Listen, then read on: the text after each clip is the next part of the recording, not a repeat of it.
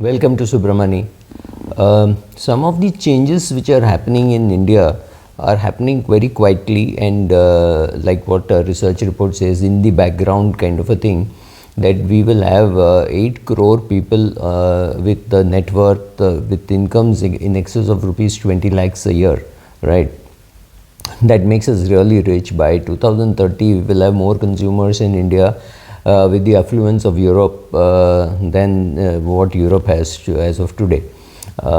Yes, we will become a powerhouse of consumption. Our GDP will be higher, our per capita income is nowhere near them, and we are able to see all this. When you travel around the country, you see people taking longer vacations, bigger vacations. Of course, there are a lot of younger people taking vacations only abroad, largely Europe, right? Because Europe has really got cheap. But anyway, not getting into that. But a lot of travel is happening, and 100 new airports. Let that just sink in. 100 new airports, even having 4-5 flights. Many of the smaller airports is going to generate jobs for a lot of people.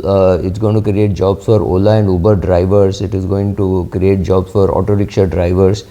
And when you travel even to South India, you find a lot of people from Northeast traveling right down to Madurai and Tirunelveli, and they're doing maybe hospitality service or something like that. So people coming from Jharkhand as carpenters to South India, people going from South India to North India for jobs. That has increased. People taking bigger vacations, longer vacations, and expensive vacations. People are taking expensive vacations, like the whole family is going out and staying in a good property, right? So they're looking for swimming pools and gyms and hotels. So yes, I do think the 100 new airports, increasing income and increasing income at a higher level, which means the people who have more discretionary income is also all that is going to help you in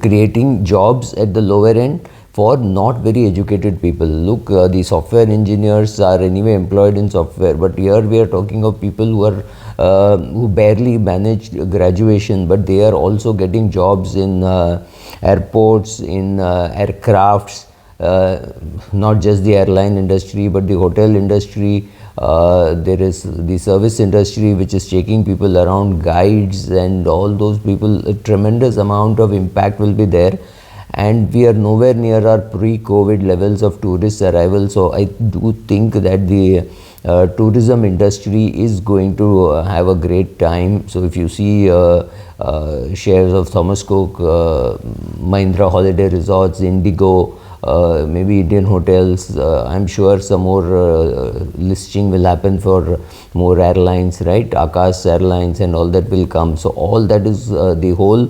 infrastructure of travel is increasing. The number of people who are traveling is increasing. The quality of spend at all those places is also increasing, which is the feedback you get from a lot of places which are not very the traditional places are anyway booming, and the non-traditional places are also booming, and also the cost of transport having gone down. People are just having a big group of 10-12 people hiring a Bajaj Tempo and traveling. This is happening with upper class families, lower end families, right? They're also, so therefore there is definitely a boom. If you want to participate, you have to be buying all those kind of shares. So after this, what happens is there is pressure on infrastructure. So infrastructure expenditure will go up. Now infrastructure expenditure going up is a given, but we have been saying this for too long. We've been saying this for a very long time, saying that infrastructure in India will go up. I think we are seeing some green shoots. Capacity utilization is good, so that is one good thing. So, another thing completely unexpected was the rising power of energy in Europe. Does that mean some of the European production will shift to India, at least on a temporary basis? I think so, and it's a question of weighing the cost of shipment versus the cost of electricity or any energy source to make that in India. I do think that will happen. Impact of that is very difficult to gauge over a period of time. I'm also seeing that of course the big the HULs, Nestle's and Colgates, they have their own distribution chain, but I'm seeing smaller FMCG companies which are currently even perhaps unheard of, developing their own distribution chain. The advantage here is there is somebody called Amazon who has really developed a good distribution chain, so you can use the same courier, same people, recruit from there, all that can happen. So the FMCG market is going to see a lot of change. You will have people like Patanjali and Dabur available in more parts of the country, and that could hurt some of the more established players. Having said that, look at the market share of HUL, right? So those things are not really changing much. So you will within the FMCG industry, you might see some leadership position changing, or at least some of the leaders losing a part of their market share to some of the new upstart entrants, right? So that could happen. We are all seeing a shift in we are all seeing a transformation which is very slow even in our own families, right? So people are people are buying those expensive things, people are buying those they are taking those expensive holidays, all those things are happening. People are spending a lot more than they were spending earlier.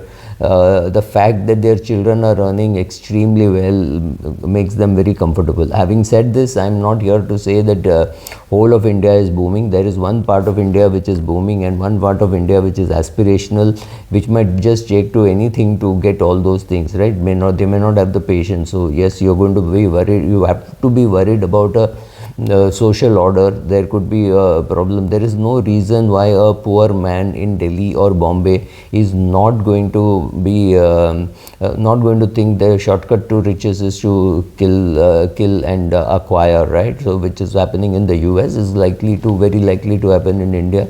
The social disparity is too high, and you have Facebook and social media largely accentuating it, and more people are going to, so you have to be worried about the social problem of showing off, and but showing off is not going to go down, right? So that is these are 2-3 things you can see capacity utilization, which means infrastructure would definitely mean more opportunity for BFSI.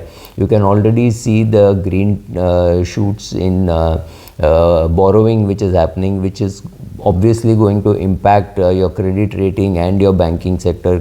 People are going to come and have themselves rated, because as mutual funds have more and more money coming into debt, right now that's not a big number, they will be looking for opportunities for rated bonds, etc. So there is going to be boom in these sectors. Pharma has corrected over a period of time, over maybe 2.5 years. It has not done anything. So Path Labs, of course, your hospitals, Apollo has run up too much. Fortis is available, but one is not very clear about what is happening in Fortis. But yes, so 2-3 hospitals are available. Path Labs are high. The Path Lab prices are not too high. In fact, they've slightly corrected. Pharma, so some of those opportunities might be there in pharma. Generally, there is enough to feel optimistic, except that Europe is going through hell. One more sector which looks attractive is the agri-input sector.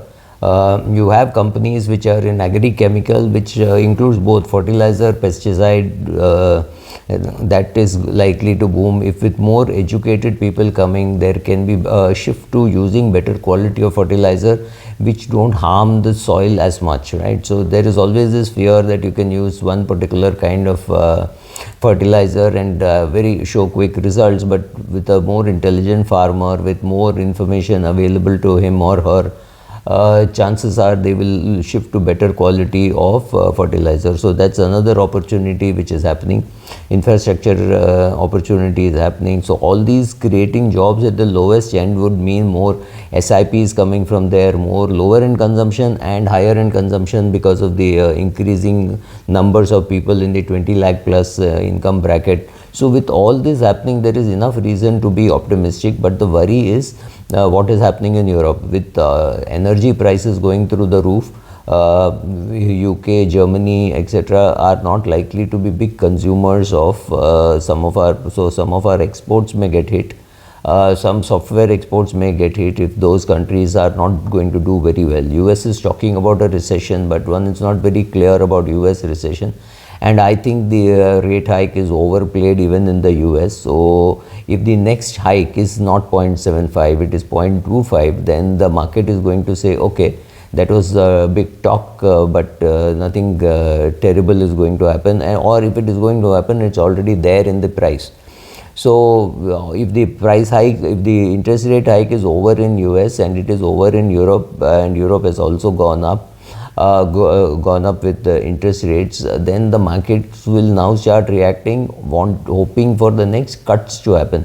Will the cuts happen in March 2023, or will it happen only in December 2023? That is the speculation, because no country wants to go into a recession by choice. Even whatever the Fed chief or the RBI chief say, no government will want to walk into into a recession. But having said that, a recession is actually good news for younger investors with a longer time horizon, right? So if your time horizon is another 20-30 years, it will be a great time to be buying. Having said all this and having sounded so optimistic, what are the downside risks that exist in our market? The downside risk is all these things not actually happening. The consumption story is good, but will the car industry grow at say 12-13% for a couple of quarters to at least catch up with pre-COVID sales? I don't think we are even near 2019 sales, and we had not seen any great growth happening even in 2015, 16, 17 and all that. So we then used COVID as a fantastic blanket to hide everything, and we kept saying, oh, because of COVID this is not happening. No, pre-COVID also we were in trouble, so maybe we will not come out of it so fast as we think we will. People are consuming, but I don't see people going and ahead and buying big houses with big loans, right? People are scared to borrow, and that is visible in the home loan space, and the real estate market and the auto market are just being talked up by the players and not really happening, because there are people who are committing to bigger cars, but overall car sales has to grow at 10-12% for a few quarters to just catch up. That's not happening. So that is the risk. Interest rates, yes, if interest rates go up further, people might pull some money out of SIPs and start putting it in bank deposits, but that is a trend which I have not yet seen, so I will not comment about it. So yes, overall we look good. I have quoted a lot from one research report which I received, but I don't know about copyright, so I'm not talking about the name of the company and the research report, but those who know it can guess. Thank you.